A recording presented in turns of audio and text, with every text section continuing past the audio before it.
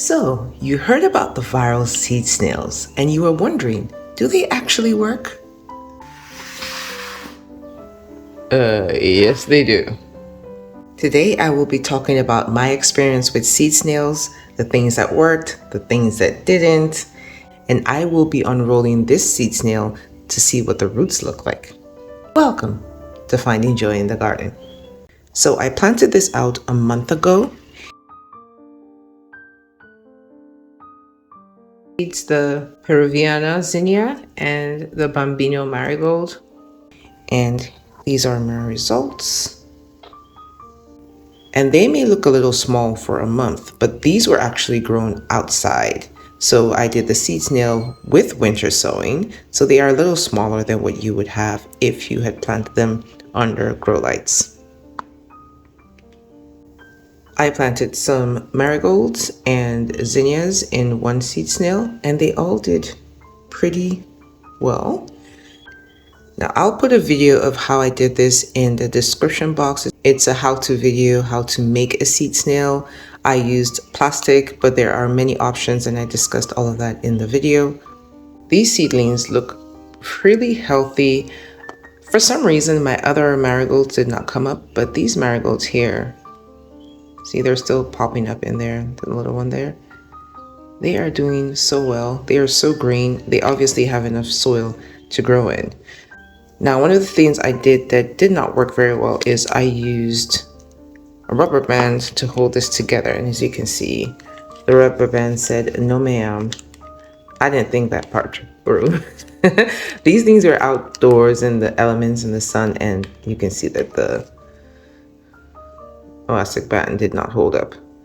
So that popped open, but it still held its shape. It's still, okay, this part is open, but the soil is still in there pretty good. And this is the tag. It's stuck. I planted the Bambino marigold and the Peruvian zinnia. Now, winter sowing, it was a great idea because I start all my seeds outdoors through winter sowing. And if you don't know about winter sowing, I will leave a video also in the description box so you can learn about winter sowing, starting seeds outdoors without using grow lights, growing through the winter, spring season, and then planting out. But I also did that with the seed snails because, like I said, I don't have an indoor setup, and that did really well.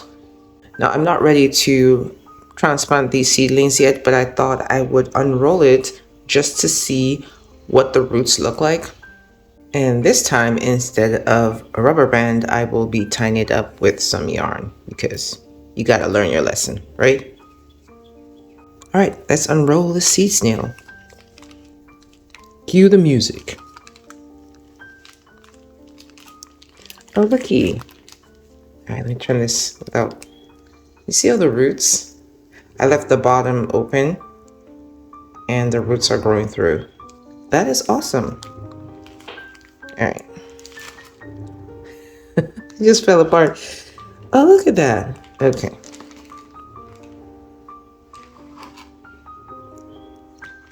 So I don't think I need to unroll the whole thing, but oh my goodness. So these are zinnias.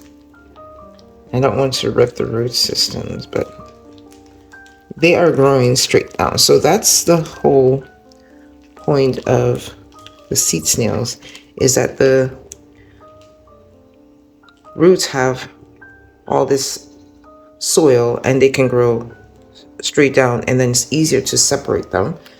Look at these ones. Look, these roots are all the way to the bottom.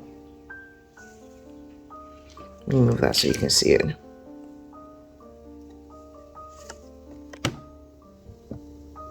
There you go. Look at these roots all the way to the bottom. This is awesome. So these are the marigolds. The marigolds came up first, so they were first to the race. So they've gotten to the bottom, and these ones are still about here. So they're gonna make it. I will. Ooh, so nice. Yes, the marigolds were first, so the root systems are more developed.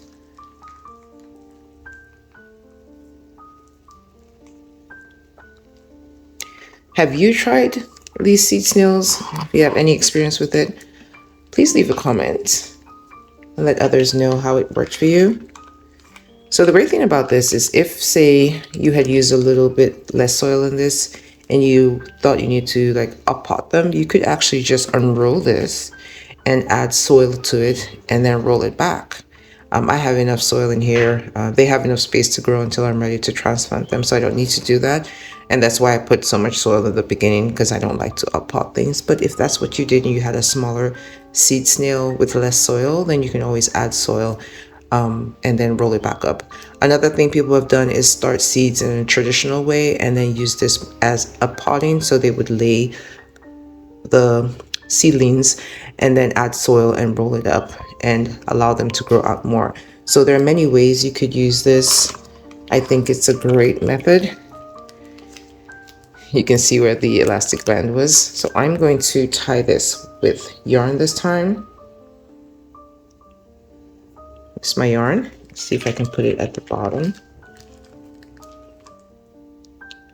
It's wet. And I think that was seamless. All right, so I will put kind of like a loop knot here so I can take it out when I need to without cutting it. There, so if I need to, I can just pull it this way and open it again. So I can unwrap my present many times. So there you go. So see how easy it is to put it back together? Let's clean up a bit.